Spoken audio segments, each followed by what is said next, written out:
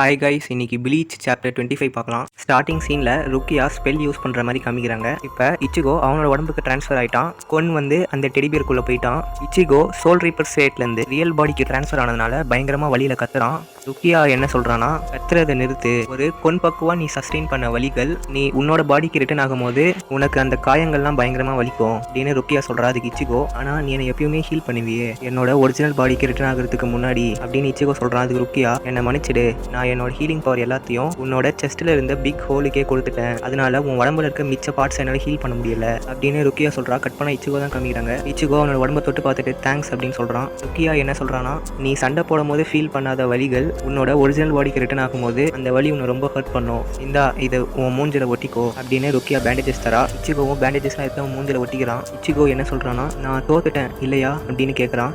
அதுக்கு ருக்கியா, நீ என்ன சொல்ற அப்படின்னு கேட்கறா. இச்சிகோ என்ன சொல்றான்னா, அவன் இங்கேருந்து போயிட்டான்,